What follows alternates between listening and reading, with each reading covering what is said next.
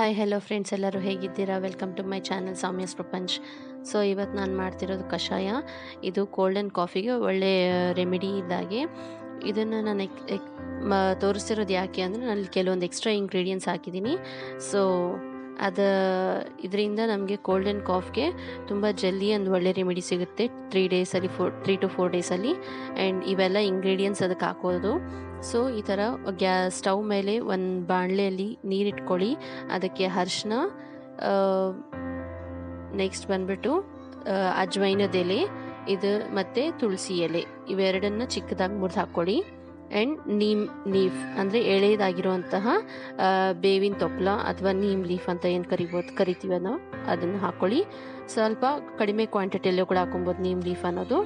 ಇದಾದಮೇಲೆ 1 by 1 ingredients ತೋರಿಸಿದ್ರೆ regular ಆಗಿ ಕಷಾಯಕ್ಕೆ ಬಳಸುವಂತಹ ಇಂಗ್ರೀಡಿಯೆಂಟ್ಸ್ ಹಾಕ್ಕೊಳ್ಳಿ.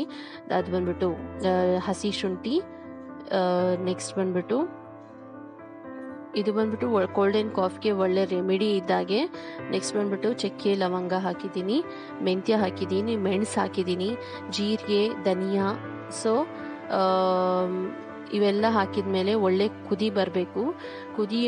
ಇದನ್ನು 15 to 20 ಮಿನಿಟ್ಸ್ ಕುದಿಸ್ಕೊಂಡಾದ್ಮೇಲೆ ಇದನ್ನು ನೀವು ಒಂದು ಗ್ಲಾಸಲ್ಲಿ 2 ಟೇಬಲ್ ಸ್ಪೂನಷ್ಟು ಜೇನುತುಪ್ಪ ಹಾಕ್ಕೊಂಡು ಅಥವಾ ಹನಿ ಹಾಕ್ಕೊಂಡು ಇದನ್ನು ಸೋಸ್ಕೊಂಡು ನೀವು ಟ್ಯಾಬ್ಲೆಟ್ಗೆ ಯಾವ ಥರ ನೀರು ಹಾಕ್ಕೊಂಡು ನುಂಗ್ತಿರೋ ಆ ಥರ ಇದನ್ನು ಬಿಸಿ ಇದ್ದಾಗೆ ನುಂಗಿ. ಆ್ಯಂಡ್ ಇಲ್ಲಿ ನಾನು ತುಳಸಿ ಮತ್ತು ಕಲ್ಲುಪ್ಪು ತೋರಿಸ್ತಾ ಇದ್ದೀನಿ, ಅದನ್ನು ಹಾಗೆ ತಿನ್ನಿ.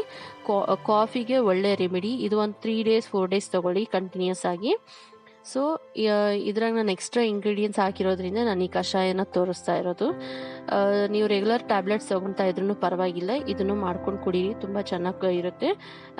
ಇದು ಸ್ವಲ್ಪ ಕಹಿ ಇದ್ದಲ್ಲಿ ನೀವು ಹನಿ ಕ್ವಾಂಟಿಟಿಯನ್ನು ಸ್ವಲ್ಪ ಜಾಸ್ತಿ ಮಾಡ್ಕೊಬೋದು. ಯಾಕಂದರೆ ಬೆಲ್ಲ ಬಳಸಿದ್ರೆ ನಮಗೆ ಸ್ವೀಟ್ ಎಷ್ಟು ತಿಂತೀವೋ ನಮಗೆ ಕೆಮ್ಮು ಅನ್ನೋದು ಕೂಡ ಕಾಫ್ ಅನ್ನೋದು ಕೂಡ ಜಾಸ್ತಿ ಆಗುತ್ತೆ. ಸೊ ಹಾಗಾಗಿ ನಾನು ಇಲ್ಲಿ ಬೆಲ್ಲ ಬಳಸ್ತಾ ಇಲ್ಲ, ಅದ್ರ ಬದಲಾಗಿ ಅದ್ರ ಸಬ್ಸ್ಟಿಟ್ಯೂಟಲ್ಲಿ ನ್ಯಾಚುರಲ್ ಆಗಿ ಹನಿ ಬಳಸ್ತಾ ಇದ್ದೀನಿ. ಸೊ ನೀವಿಲ್ಲಿ ಎರಡನ್ನೂ ಒಂದು 15 to 20 ಮಿನಿಟ್ಸ್ ಬಾಯ್ಲ್ ಮಾಡ್ಕೊಂಡಾದ್ಮೇಲೆ ಈ ಥರ ಒಂದರಲ್ಲಿ ಗ್ಲಾಸಲ್ಲಿ ಸೋಸ್ಕೊಂಡು ಹಾಟಾಗಿ ಸರ್ವ್ ಮಾಡ್ಕೊಂಡು ಕುಡೀರಿ. ಕೋಲ್ಡ್ ಆ್ಯಂಡ್ ಕಾಫಿಗೆ ಒಳ್ಳೆ ರೆಮಿಡಿ ಇದು. ನೆಕ್ಸ್ಟ್ ಬಂದ್ಬಿಟ್ಟು ಲಾಸ್ಟಿಗೆ ನಿಮಗೆ ಇಡಿಯಪ್ಪಂ ಮಾಡಿರೋಂತಹ ಕ್ಲಿಕ್ಸ್ ಫೋಟೋಸ್ ಇಟ್ಟಿದ್ದೀನಿ. ಅದು ತುಂಬ ಚೆನ್ನಾಗಿ ಬಂದಿದೆ, ನಾನು ಫಸ್ಟ್ ಟೈಮ್ ಟ್ರೈ ಮಾಡಿದ್ರು ಕೂಡ. ಸೊ ಅದರ ರೆಸಿಪಿ ಬೇಕು ಅಂದಲ್ಲಿ ಹೇಳಿ ಫ್ರೆಂಡ್ಸ್, ನಾನು ಕಮೆಂಟ್ ಸೆಕ್ಷನಲ್ಲಿ ಕಮೆಂಟ್ ಮಾಡಿ. ಸೊ ಶ್ಯೂರ್ಲಿ ನಾನು ಅದ್ರದ್ದು ಕೂಡ ವಿಡಿಯೋ ಮಾಡ್ತೀನಿ. ನಿಮಗೆ ನನ್ನ ವೀಡಿಯೋಸ್ ಇಷ್ಟ ಆಗ್ತಿದ್ದಲ್ಲಿ ಲೈಕ್ ಮಾಡಿ, ಶೇರ್ ಮಾಡಿ, ಸಬ್ಸ್ಕ್ರೈಬ್ ಮಾಡ್ಕೊಳ್ಳಿ. ಆ್ಯಂಡ್ ಪಕ್ಕದಲ್ಲಿರೋ ಬೆಲ್ ಬಟನ್ನ ಪ್ರೆಸ್ ಮಾಡಿ. ಸೊ ದಟ್ ನಾನು ವೀಡಿಯೋಸ್ ಯಾವುದೇ ಅಪ್ಲೋಡ್ ಮಾಡಿದಲ್ಲಿ ನಿಮಗೆ ನೋಟಿಫಿಕೇಶನ್ಸ್ ಅಲ್ಲಿ ಬರುತ್ತೆ.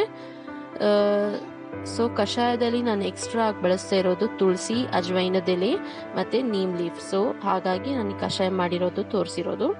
ಸೊ ನಿಮಗೆ ಕಂಟಿನ್ಯೂಸ್ ಆಗಿ ತಲೆ ನೋವು ಅಥವಾ ತಲೆ ಭಾರ, ಕೋಲ್ಡ್ ಕಾಫ್ ಇದ್ದಲ್ಲಿ ನಾನು ಲಾಸ್ಟಿಗೆ ನಿಮಗೊಂದು ತೋರಿಸಿದ್ದೀನಿ, ಅದನ್ನು ಕೂಡ ಟ್ರೈ ಮಾಡಿ.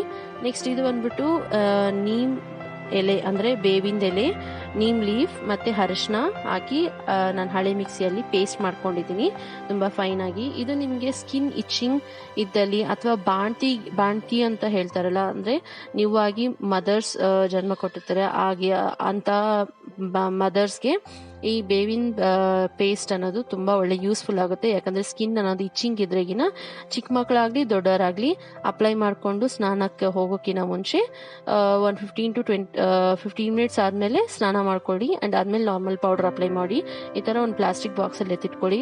ನಿಮಗೆ ಸ್ಕಿನ್ ಇಚ್ಚಿಂಗ್ ಅನ್ನೋದು ಡೇ ಟು ಡೇ ಕಡಿಮೆ ಆಗ್ತಾ ಹೋಗುತ್ತೆ. ನೆಕ್ಸ್ಟ್ ಬಂದ್ಬಿಟ್ಟು ಅದನ್ನು ಒಂದು ವೀಕಲ್ಲಿ ಮಾಡ್ಬೋದು, ಇಲ್ಲಾಂದರೆ ನೀವು ಪೇಸ್ಟ್ ಎಷ್ಟುವರೆಗೆ ತೆಗೆದಿಟ್ಕೊಂಡಿದ್ದೀರೋ ಅಷ್ಟುವರೆಗೆ ಮಾಡ್ಬೋದು, ಇಲ್ಲಾಂದರೆ 4 to 5 days ಆದರೂ ಮಾಡ್ಬೋದು.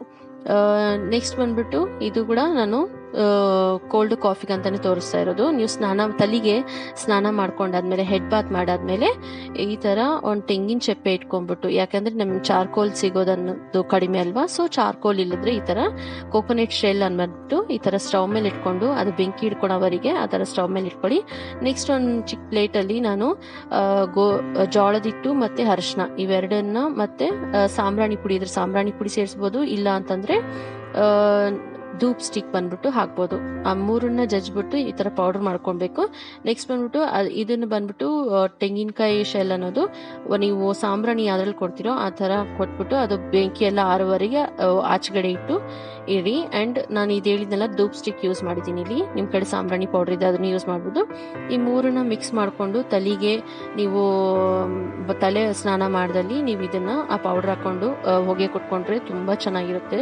ಈವನ್ ಹೇರ್ಸ್ ಕೂಡ ಒಳ್ಳೆ ಸ್ಮೆಲ್ ಬರುತ್ತೆ. ಆ್ಯಂಡ್ ಇದ್ರ ಜೊತೆ ನೀವು ಬೆಳ್ಳುಳ್ಳಿ ಒಳ್ಳೆ ಹೊಗೆ ಬಂದ್ಬಿಟ್ಟು ಚೆನ್ನಾಗಿರುತ್ತೆ. ಮನೇಲಿ ಕೂಡ ಹಾಕ್ಬೋದು. ಇಡಿಯಪ್ಪಂ ಕೃಷ್ಣಾಷ್ಟಮಿ ಸ್ಪೆಷಲ್ಗೆ ಮಾಡಿರೋದಂಥ ಸ್ವೀಟ್.